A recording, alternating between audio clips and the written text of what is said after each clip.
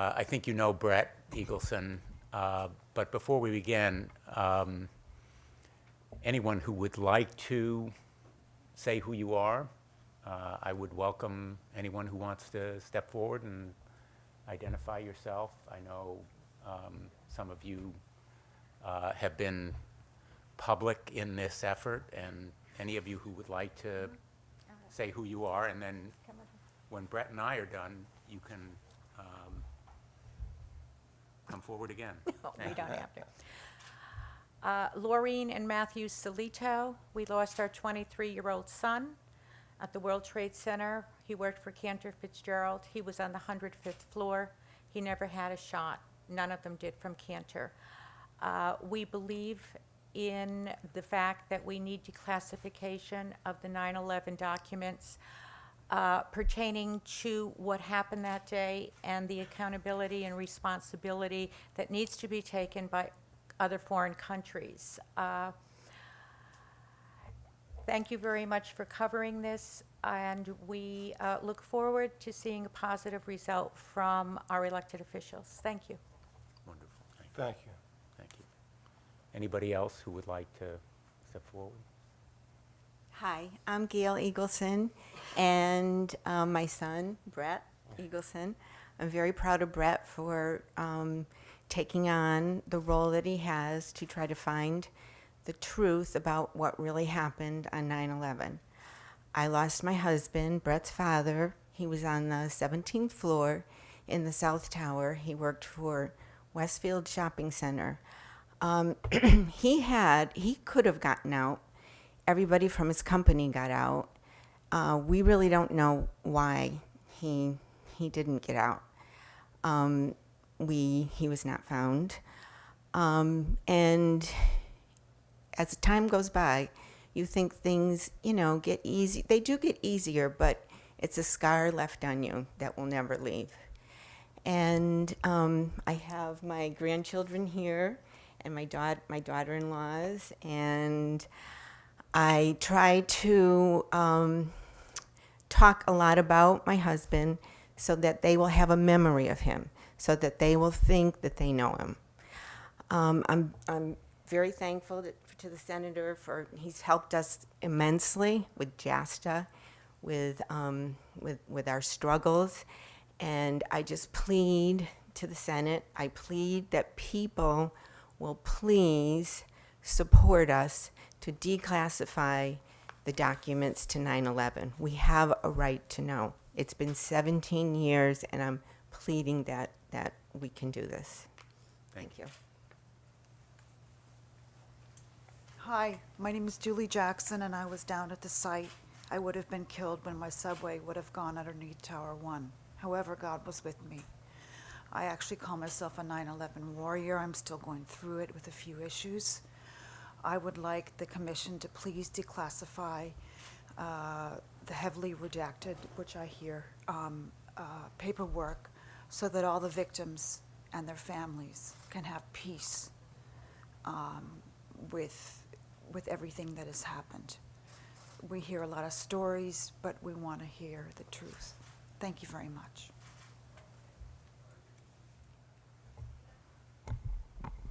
As you know, normally I would speak first and then ask others to speak after me. But you've just heard from the most important people here today. I'm here as a lawyer and a United States Senator and a former Attorney General, but it's not about me. It's really about these families and the American people. They deserve the truth. Very simply, they deserve the truth, which is essential for their fair day in court, and for the American people to know who was complicit in 9/11. I'm honored to stand with them as they continue this quest for truth and justice, and very simply, a fair day in court. Now, this step today, introducing a resolution in the United States Senate calling on the United States government to declassify and release these documents, is another step in a continuing effort. They've met resistance at every step of the way, but they've persevered. They met resistance from the governments that they sued, the Saudi government, that sought to dismiss their case. We passed specific legislation, the Justice Against Sponsors of Terrorism Act, known as JASTA, Justice Against Sponsors of Terrorism Act. And I was proud to lead that effort along with colleagues who have now joined me in this resolution. It passed overwhelmingly through the United States Congress, and it was vetoed by President Obama. We overrode that veto in the United States Senate by a near unanimous vote. This measure is bipartisan. I hope that this government will yield to the moral force as well as political pressure that this resolution embodies. Very simply, there are documents in the possession of the United States government that are still classified. I'll give you some examples of them according to a report from the New York Post of September of 2016.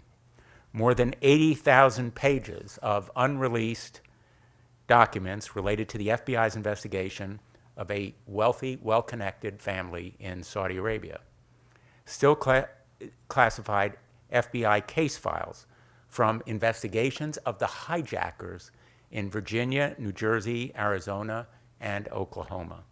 Classified material from the 9/11 Commission, including investigators' 2003 interview with Saudi Prince Bandar.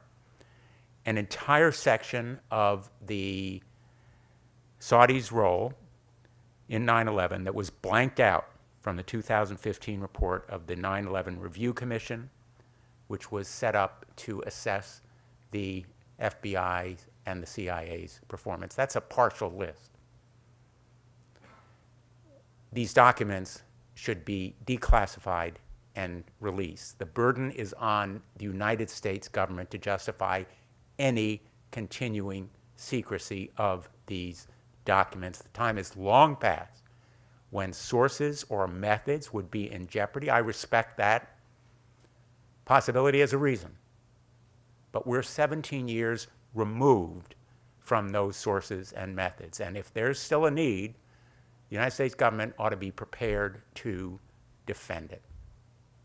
Otherwise, all it is doing right now is protecting the Saudis and terrorist organizations rather than protecting these families and the American public. It should be helping them, not hindering them, simply because of potential embarrassment or opposition from the Saudi government. There is a moral issue here. There's also a practical issue. The reason that JASTA was passed was to hold accountable anyone and everyone who was complicit or aided and abetted, sponsored or supported those hijackers who ran those planes into the World Towers and into the Pennsylvania soil and the Pentagon. They killed people. They killed Americans. They killed loved ones of these families and many, many others across the United States. They are advocating for themselves and for those families to hold accountable anybody complicit in those attacks, but they are also advancing our national interests. Holding accountable all of the terrorist organizations, the Saudi government, anyone else complicit will deter future attacks. Only one of the tools we have, and we need every tool available through intelligence and military and so forth to deter these attacks, but holding them accountable in courts is one way to do it. So this effort is really about American justice, American national interests, and the American people. And the kind of support provided to those hijackers made the attack possible, whether it was training or resources or transportation. These families deserve to know what it was. And with that, let me call on Brett Eagleson.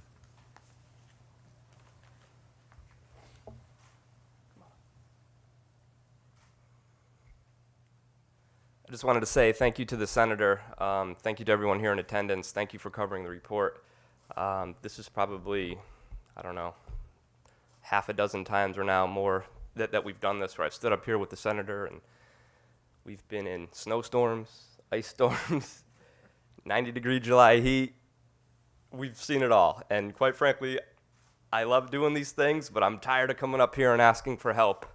And it's about time that we get the answers that we deserve. It's been 17 years, and just like the Senator had said, that's far too long. 17 years ago, we didn't have iPhones, we didn't have Facebook, we didn't have social media. The world is a different place today than it was 17 years ago. So you can't give me any credible reasons that the reason that these pages or this information is still redacted is for national security interests. And that's what we're running up against. I can tell you stories of, we had submitted information related to Osama bin Laden from the Department of Justice, and the response was, we need a privacy waiver. Hand to God, their response is they wanted us to get a privacy waiver from Osama bin Laden. They also wanted us to produce death certificates from the hijackers. So it seems to us that the rights of the terrorists and our enemies are coming before the rights of the United States citizens. And I'm standing here with Colton. You might know him. He's been in a few other press conferences, and he asks me all the time, Brett, what happened to Grandpa Bruce? And I like to think I can tell him what happened, but we don't know the real answers because it's been 17 years, and like the Senator indicated, there are literally thousands and thousands of documents that are still redacted for no reason whatsoever. And as the Senator said, this is a bipartisan effort. We have an identical resolution in the House sponsored by a Republican, Walter Jones from North Carolina. It is the same text of this Senate resolution.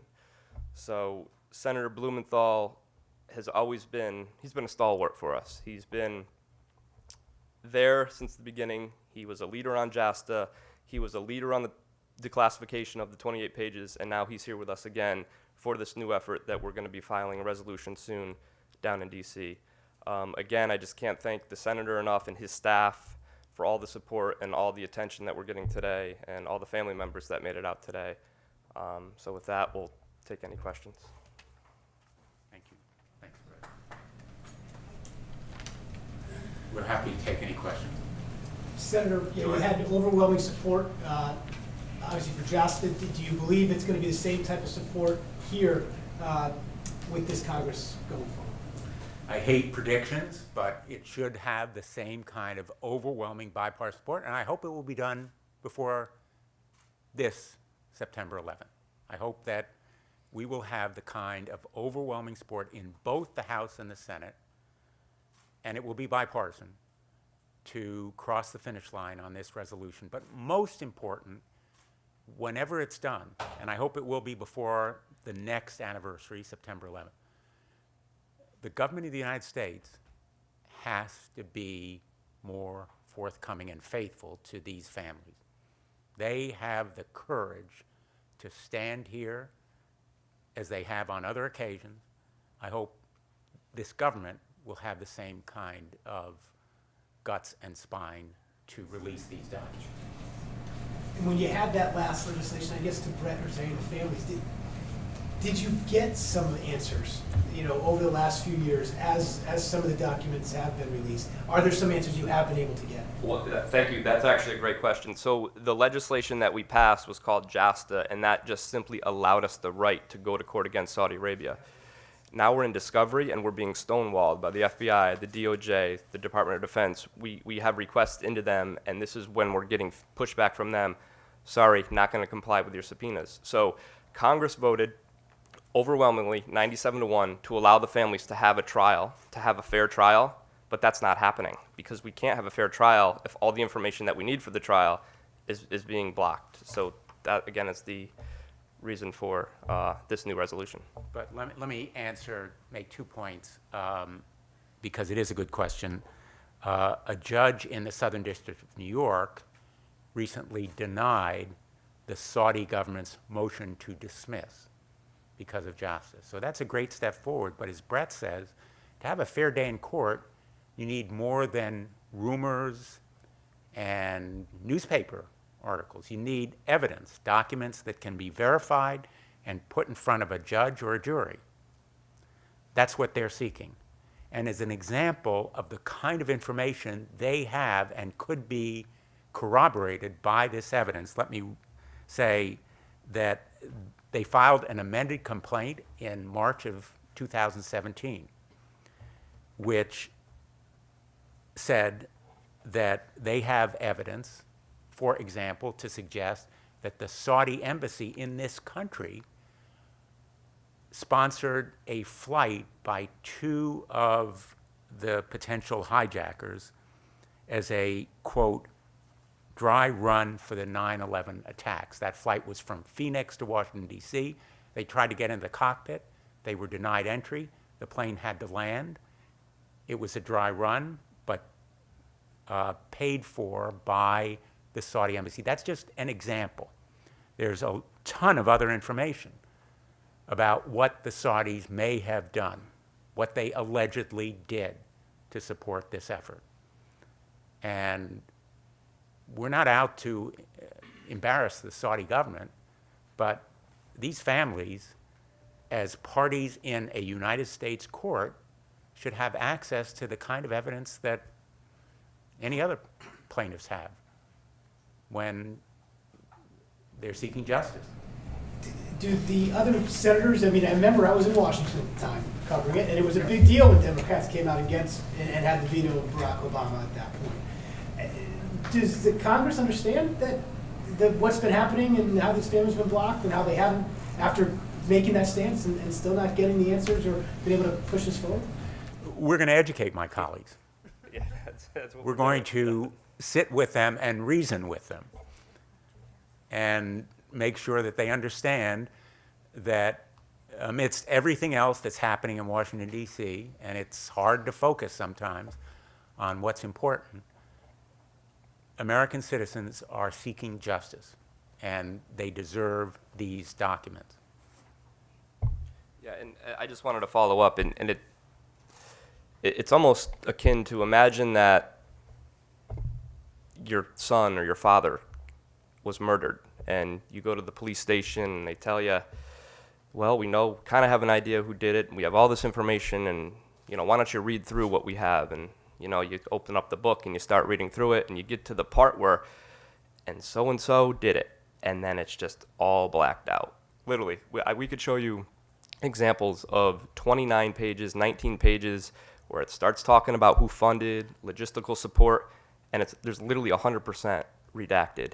And it's been 17 years, and it's almost, you kind of have to make that comparison because that's how other people can relate to it. It's your own government, the police department, has the information, but they won't give it to you.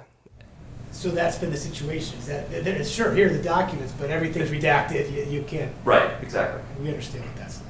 And, George, you're right to point out it was a big deal to stand up to President Obama and say, with all due respect, Mr. President, you're wrong. But we did. And I hope that my Republican friends will do the same here if this government resists turning over those documents. And we will educate them and make them aware that passing JASTA was a good step, but not the end of this battle. Other questions? Well, I really, most important, want to thank the families who have come here today. I know that the trip and being here were not easy to do, but your being here is just tremendously important. Thank you very, very much. We're going to keep fighting. Thanks.